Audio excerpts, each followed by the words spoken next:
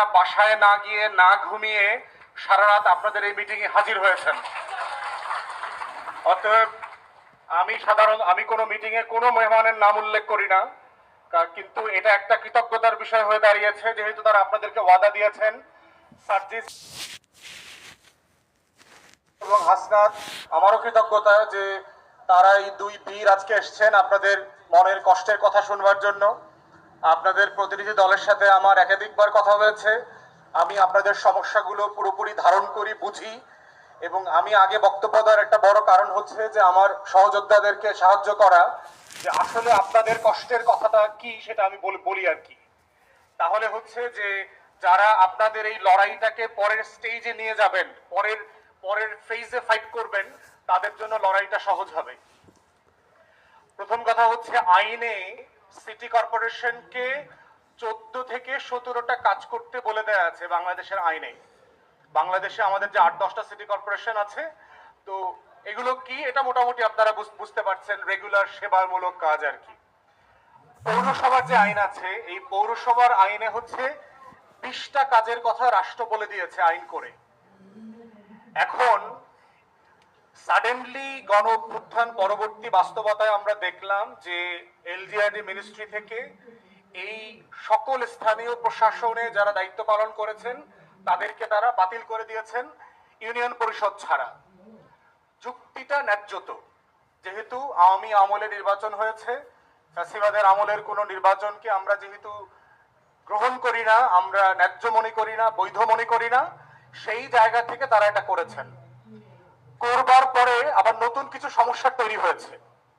প্রথম কথা হচ্ছে আপনি এটা করলেন, চট্টগ্রাম সিটি কর্পোরেশনের মেয়র আবার কিভাবে কোর্টের মাধ্যমে মেয়র হইল? তাহলে ইউনিয়ন পরিষদের নির্বাচনে তো ওই আওয়ামী ফ্যাসিবাদীরাই নির্বাচিত হয়েছে। তাহলে পৌর আর সিটি মেয়ররা এমন কি কবিরা গুনাহ করলো যে এইটা তওবা দিয়ে মাফ হইতেছে না? চট্টগ্রামের মেয়র আর ইউনিয়ন পরিষদের চেয়ারম্যান মেম্বাররা এমন কি ভাষায় তওবা করলো যে দিল্লিও খুশি, আওয়ামী লীগও খুশি, অন্তর্বর্তীকালীন সরকারও খুশি? কি এমন তওবা করছে তারা? এবং এমন কোন তওবা আছে যেই তওবা সিটি কর্পোরেশন আর পৌর কমিশনারদেরকে করতে দেওয়া হইল না? লেখা দিলেই তো ওই তওবাটা আপনারাও করতে পারতেন। তো এই জায়গাতে আমরা বোধ করছি যে এলজিআরডি মিনিস্ট্রির সিদ্ধান্তটা কন্ট্রাডিক্টরি, সাংঘর্ষিক সিদ্ধান্ত। যে যুক্তিতে আপনি তাদেরটা বাতিল করেছেন ওই যুক্তিতে ওগুলো বাতিল করা দরকার ছিল। এবং আমরা এখন দেখতে পাচ্ছি যে ইউনিয়ন পরিষদের চেয়ারম্যান মেম্বাররা যেহেতু আওয়ামী লীগের লেসপেন্সার দালাল ছিল, এরা কিন্তু সব পলাতক। এরা এখন ওই ইউনিয়ন পরিষদের কার্যালয়ে শুধু গরু বাঁধে, ওখানে পিয়ন যায়, ঝাড়ফুঁক করে, তারপরে চলে আসে, কোনো সেবা নাই।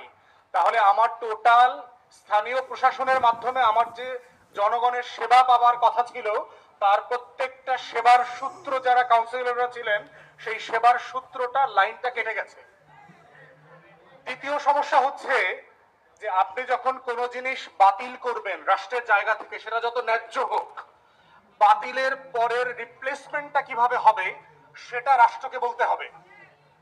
যেমন এক্সাম্পল দেই যে আমরা সবাই প্লাস্টিকের বিরুদ্ধে মানুষ, কারণ প্লাস্টিক মাটির ক্ষতি করে, পরিবেশের ক্ষতি করে, কিন্তু আপনি কি সেটা 24 ঘন্টার নোটিশে বাতিল করতে পারেন? আপনি বলে দিলেন কালকে থেকে প্লাস্টিক বন্ধ, কিভাবে সম্ভব? আমি বাজারে গিয়ে বাজার করব কিভাবে?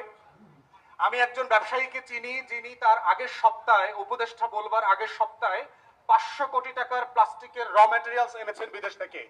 ওই 500 কোটি টাকা কারো বাপের টাকা না ব্যাংকের টাকা? ব্যাংকের এলসির টাকা কার টাকা? আমার আপনার টাকা না? উপদেষ্টা মহোদয়, অন্তর্বর্তীকালীন সরকার আমাদেরকে টাকা দিবে, ওই টাকা ও যখন সে ডিফল্ট করবে, ঋণ খেলাপি হবে, ওই প্লাস্টিক কোম্পানিগুলোতে বাংলাদেশে লক্ষ লক্ষ মানুষ চাকরি করে না? তার পুনর্বাসন কিভাবে হবে? তাহলে একটা রাষ্ট্র যত ন্যায্য কারণেই হোক কোনো সিদ্ধান্ত নেয়, রাষ্ট্রকে তার রিপ্লেসমেন্ট সেবার মেকানিজমটা আগে তৈরি করতে হয়, যে আমি এটা বাতিল করবার পরে কি হবে, ওটা আমি কিভাবে ম্যানেজ করব। এখন দেখেন যে আপনি কি যুক্তিতে বাতিল করেছেন এই যুক্তিতে যেহেতু এগুলো আওয়ামী ফ্যাসিবাদের আমলের নির্বাচনে হয়েছে, অতএব এই নির্বাচনটা বৈধ হয় নাই, ন্যায্য হয় নাই, বিরোধী দলগুলো এগুলো মানে নাই, কথা সত্য এই জন্য বাতিল করলাম। রিপ্লেসমেন্ট বসাইছেন কাদেরকে? আমলাদেরকে না? এই আমলারা রাইতে ভোট করছে না? এই আমলারা প্রত্যেককে 35 লাখ 40 লাখ টাকা করে 50 লাখ টাকা করে টাকা ক্যাশ দিছে না 2018 সালে? এই পুলিশ, এই আমলা, এই সেনা কর্মকর্তারা পাটপারি করে হাজার হাজার কোটি টাকা মালয়েশিয়া টরেন্টোতে পাচার করে নাই? যে আমলারা পাটপার, যে আমলারা গত 16 বছর আওয়ামী লীগের দালালি করছে, সেই দালালদেরকে দিয়ে আপনি নির্বাচিত প্রতিনিধিদেরকে রিপ্লেস করলেন। এইটা কোন রিপ্লেসমেন্ট প্ল্যান হইতে পারে অন্তর্বর্তীকালীন সরকারের? এইটা কি গণ অভ্যুত্থানের স্পিরিট হইতে পারে? না, হতে পারে না। তাহলে যে আমলা তার রেগুলার কাজটা 9টা 5টা ডিউটিটা আন্তরিকতার সাথে, সততার সাথে, মেধাযোগ্যতার সাথে করে না, সেই আমলাকে এডিশনাল রেসপন্সিবিলিটি দিয়েছেন মেয়র হিসাবে, কাউন্সিলর হিসাবে, উপজেলা পরিষদ চালানো, জেলা পরিষদ চালানোর। এরা কি ফেরেশতা নাকি? আর একটা কি দাবি করেছে যে এরা প্রচুর ডেভেলপমেন্টের, আপনারা নাকি প্রচুর চুরি টুরি করেন, ডেভেলপমেন্ট ওয়ার্ক ঠিকাদারি চুরি করেন। আমলারা কি করে? আমলারা কি ফেরেশতা? আসমান থেকে নাজিল হইছে? ওরা চুরি করে না। তাহলে শ্বেতপত্রে যে $16 বিলিয়ন প্রতি বছর চুরির গল্প আসছে, ওইটা কি কাউন্সিলররা করছে? ওই টাকা চুরি করছে কে? আমলারা করছে, রাজনীতিবিদরা করছে। তাহলে যে যে চুক্তিতে অন্তর্বর্তীকালীন সরকার আপনাদের ব্যাপারে সিদ্ধান্তটা নিয়েছে, এটা যৌক্তিক না, ন্যায্য না, ইনসাফ এবং গণ অভ্যুত্থানের স্পিরিটের সাথে যায় না। তাহলে এখন এখানে আমার যারা সহযোদ্ধারা আসছেন, যারা আপনার দাবিটাকে পরবর্তী পর্যায়ে রাষ্ট্রের সাথে নেগোশিয়েট করবেন, তাদের কাছে এখন আপনার কষ্টের দাবিটা কি? আমাদের দাবি হচ্ছে, আমি বলতেছি, আমি আপনাদের সব দাবি বলবো। আমাদের যেটা করণীয় সেটা হচ্ছে একটা ইমিডিয়েট কমিটি করে দিতে হবে, এবং সেটা আমলাদের নিয়ন্ত্রিত উপকমিটি হইলে চলবে না। এই উপকমিটি হইতে হবে যারা গণ অভ্যুত্থানের নেতৃত্ব দিয়েছে, এমন নির্বাচিত অনির্বাচিত আগের সময়ের সব মিলায়া অংশীজন দিয়ে 5 জনের একটা কমিটি করতে হবে, উপকমিটি।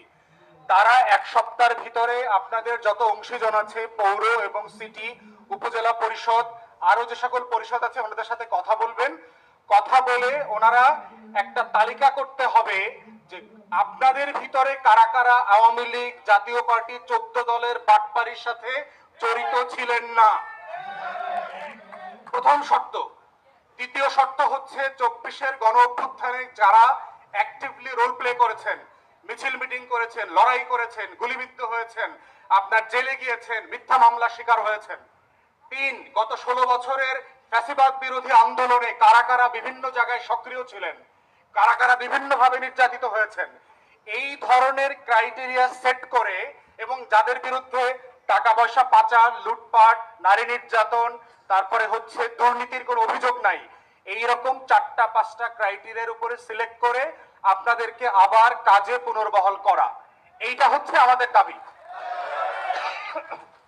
এবং সেটা অবিলম্বে করা দরকার। অবিলম্বে কেন করা দরকার? আমলারা আমাদেরকে প্রচুর তালগাছ দেখায়। ভাবখানে এরকম যে আমরা লেখাপড়াও করি নাই, দেশ বিদেশে ঘুরি নাই, আমলাতন্ত্র বুঝি না, খালি তালগাছ দেখায়। তালগাছ দেখায় দেখাবে যে ওই যে দূরে তালগাছ, কত কিলোমিটার, কিলোমিটার বলে না আমলারা, দেখবেন। এই যে ভাই হাঁটেন চলেই দেখবেন, কিলোমিটার দেখবেন। অন্তর্বর্তীকালীন সরকারের খালি কিলোমিটার দেখাইতেছে আর ভুল সিদ্ধান্ত নেওয়া হইতেছে আমলারা। এখন অন্তর্বর্তীকালীন সরকার খালি হাঁটতেছে, দেখবেন উপদেষ্টারা বলে না, ভাই আমরা সারা রাত কাজ করি, 3টা 4টা পর্যন্ত কাজ করি, তারপরে কোনো সুনাম নাই। সুনাম আসবে কোত্থেকে? ওই নোয়াখালীর ভাষায় একটা কথা আছে যে হাড়ে বেশি আগ্রহে কম, বুঝেন? যে হাঁটতেছে বেশি কিন্তু আগায় না। অন্তর্বর্তীকালীন সরকার প্রচুর কাজ করতেছে কিন্তু আগাচ্ছে না কেন?